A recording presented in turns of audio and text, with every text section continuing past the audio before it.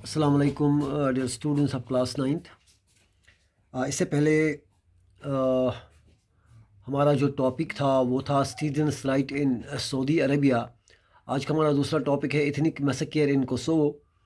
You might think that this is possible in absolute monarchy but not in countries which choose their rulers. Just consider this story from Kosovo.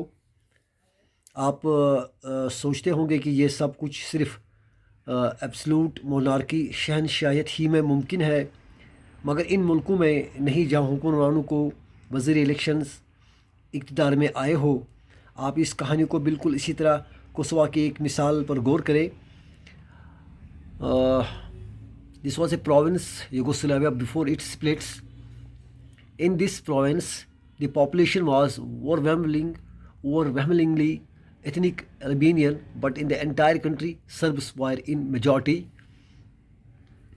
ये Yugoslavia का एक सूबा था। इस सूबे में Albanian नस्ल के लोगों की एक बहुत बड़ी तादाद आबाद थी, लेकिन पूरे मुल्क में सर्ब्स लोगों की अक्सरियत थी।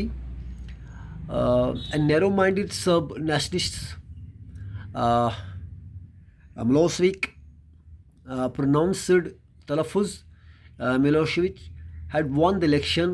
His government was very hostile to the Kosovo Albanians. He wanted the Serbs to dominate the country.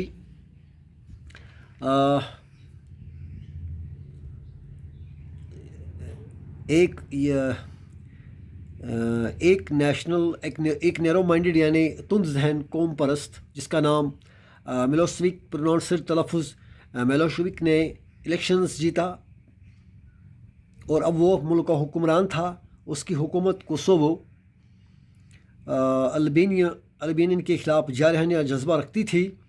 वो चाहता था कि मुल्क में सर्ब्स का तसल्लुत हो, डोमिनेंट हो। बहुत सारे सर्ब्स यानी many Serb leaders thought that ethnic minorities like Albanian should either leave the country or accept the dominance of the Serbs. बहुत सारे सर्ब लीडर्स ने सोचा जो एथनिक माइनॉरिटीज़ है या तो ये मुल्क को छोड़ दे या फिर सर्ब्स की डोमिनेंस तस्लीम करे, यानी कि सर्ब लोगों के इक़्तिदार को तस्लीम करे। This is what happened to an Albanian family in a town in Kosovo in April 99। Dear students, झैल में उस वाक़े का जिक्र किया जा रहा है जो अप्रैल 1999 में अल्बानियन फैमिली के साथ पेश आया। The 74-year-old Batisha Hogza was sitting in her kitchen with her 77-year-old husband, as it saying, warmed by the stove. They had heard explosions but did not realize that Serbian troops had already entered the town. The next thing she knew, 5 or 6 soldiers had burst through the front door and were demanding, "Where are your children?"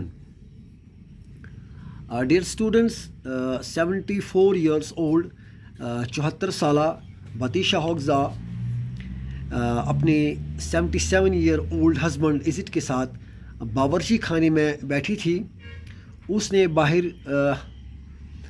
धमाके की आवाज़ सुनी थी, लेकिन उनको ये एहसास नहीं हुआ कि शहर के अंदर सर्बियन फ़ौज पहले ही दाखिल हो चुकी थी। अगली बात जो उसे याद रही वो ये थी कि 5 या 6 फ़ौजी फ्रंट डोर तोड़कर अंदर दाखिल हो गए, जो पूछ रहे थे तुम्हारे बच्चे कहाँ हैं।